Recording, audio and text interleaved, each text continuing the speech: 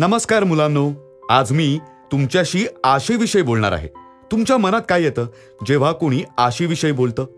मला खात्री आहे सगळ्यांना काहीतरी बनण्याची आशा असते.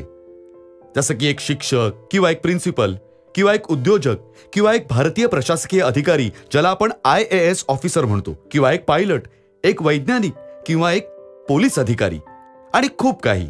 सगळ्यांच्या मनात एक आशा असते. याची यादी अगणित आहे.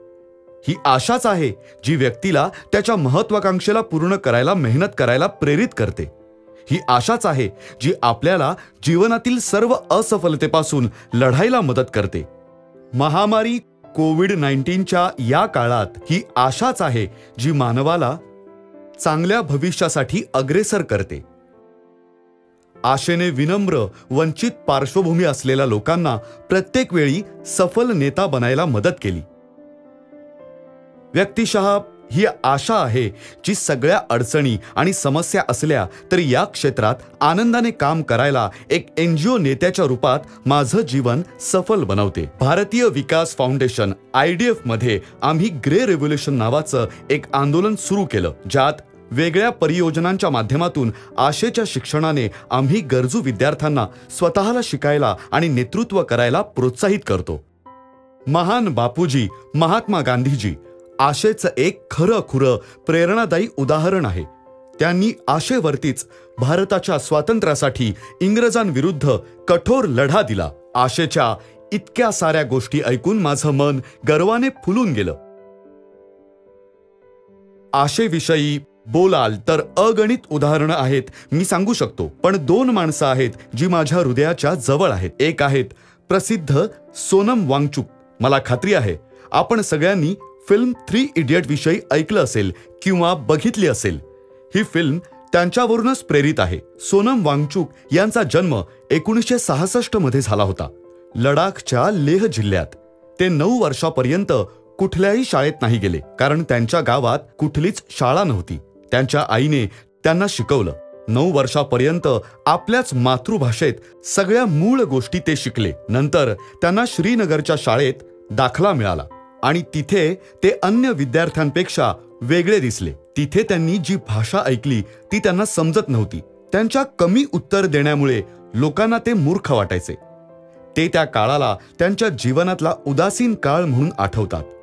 आपल्या मनातील साहस आणि आशेसोबत सोनम वांगचुक यांनी वर्ष 1987 मध्ये राष्ट्रीय प्रौद्योगिकी संस्थान श्रीनगरमधून मेकॅनिकल इंजिनिअरिंगमधून आपलं B.Tech पूर्ण केलं. ते student education and cultural movement of लडाखचे संस्थापक निर्देशक आहेत, ज्याची स्थापना 1988 मध्ये त्या विद्यार्थ्यांच्या समूहाने केली होती जी त्यांच्याच शब्दात सांगायचं तर विदेशी शिक्षा प्रणालीचे शिकार होते. ते बोर मॉलच्या डिझाईनसाठी सुद्धा ओळखले जातात, जे सौर ऊर्जेवर चालतं, जे जेवण बनवण्यासाठी प्रकाश किंवा हीटिंगसाठी जीवाश्म इंधनाचा वापर नाही करत.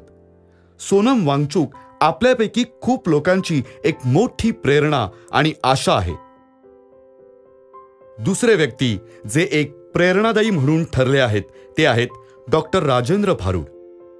डॉक्टर राजेंद्र भारुड यांचा जन्म एका आदिवासी परिवारात झाला. त्यांनी त्यांच्या वडिलांना त्यांच्या जन्माआधीच गमावलं. त्यांचं कुटुंब इतकं गरीब होतं की ते उसाच्या पानांपासून बनवलेल्या छोट्याशा झोपडीत राहत होते. राजेंद्रची आई प्रेरणा आणि आशेचं एक मोठं स्रोत आहे. त्या आपल्या मुलांना शिक्षणासाठी प्रोत्साहित करत, म्हणून ते शाळेत जाणारे आपल्या गावातले पहिले विद्यार्थी होते. राजेंद्रला अभ्यास करायला फार आवडे आणि त्यांना हेही माहीत होतं चांगल्या भविष्यासाठी शिक्षण हीच एकमात्र आशा आहे. आशेच्या मार्गदर्शनामुळेच राजेंद्र शिष्यवृत्तीच्या मदतीने डॉक्टर सोबतच एक IAS ऑफिसर पण बनले. हे सगळं मिळवणारे ते आपल्या गावातले पहिले व्यक्ती होते. 31 वर्षाच्या कमी वयातच राजेंद्र अगणित लोकांसाठी एक मोठी प्रेरणा आहेत. आज ते महाराष्ट्राच्या नंदुरबार जिल्ह्यामध्ये एक जिल्हा कलेक्टर आहेत. आदिवासी समुदायासाठी ते चांगलं काम करत आहेत आणि ते आपलं मूळ कधीच विसरले नाहीत. लक्षात ठेवा, आपण नेहमी आपलं मूळ लक्षात ठेवलं पाहिजे, कारण ते आपल्या चांगल्या भविष्याची आशा असते.